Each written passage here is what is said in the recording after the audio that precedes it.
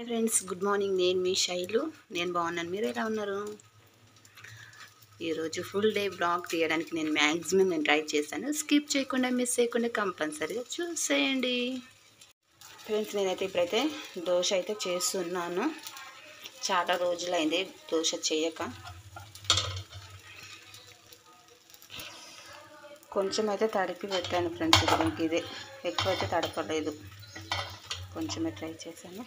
ప్రస్తుతానికి అయితే చూస్తూ ఉండండి. దోశ చేస్తున్నా ఫ్రెండ్స్. ఫస్ట్ దోశ అయితే నాకైతే ఖరాబ్ అవుతుంది. మీకు కూడా ఇలాగే ఖరాబ్ అవుతుందా లేదన్నా కామెంట్ బాక్స్లో కామెంట్ చేయండి ఫ్రెండ్స్. ఇదిగోండి ఫస్ట్ దోశ ఏ అవతారంలో వచ్చిందో చూడండి.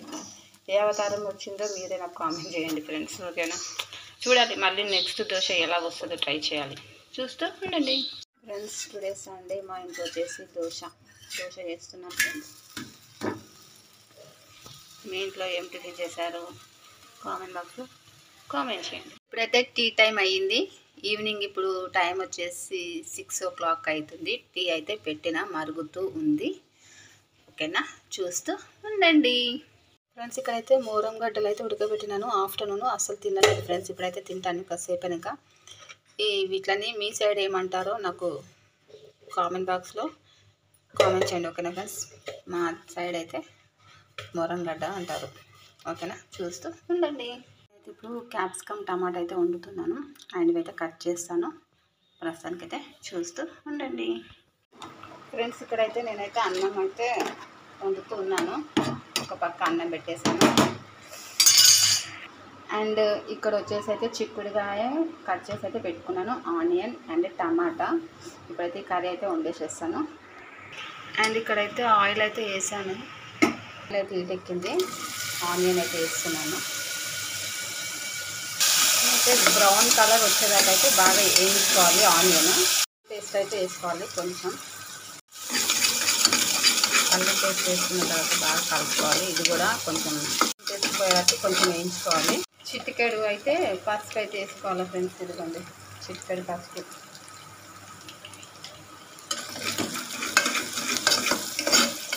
ఇది అయితే వేసుకోవాలి ఫ్రెండ్స్.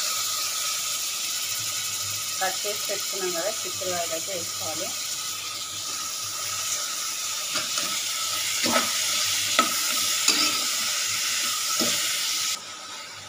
చిక్కుడుకాయ ముక్కలు అయితే వేసుకున్నాం ఫ్రెండ్స్.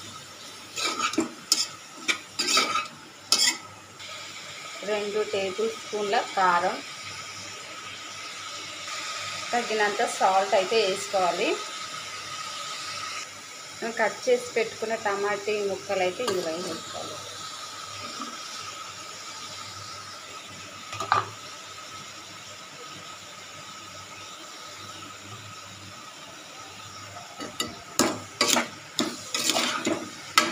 బాగా మిక్స్ అయితే చేసుకోవాలి, బాగా కలపాలి.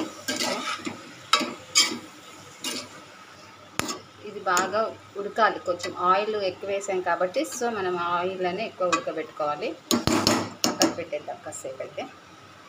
అయితే ఉడకబెడుతున్నాను. రేపటికి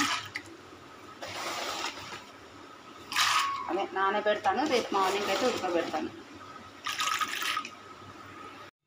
ఫ్రెండ్స్. నేనైతే అన్నం అయితే తింటున్నాను. ఇప్పుడు టైం వచ్చేసి 9:30 అయితే అవుతూ ఉంది.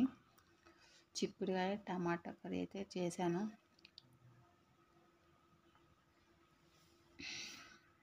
ఫ్రెండ్స్, ఇదిగో నిన్న కుషాయిగూడకైతే వెళ్ళాను. అక్కడ కందగడ్డలు అయితే తీసుకొని వచ్చాను. ఇవి ఉడకబెడతాను ఫ్రెండ్స్. ఉడకబెట్టి తినాలి. కొంతమంది షుగర్ వేసుకుంటారు, ఇంకొంతమంది అయితే సాల్ట్ వేసుకొని అయితే ఉడకబెట్టుకుంటారు. నేనైతే సాల్ట్ అయితే వేస్తాను, షుగర్ వేయను.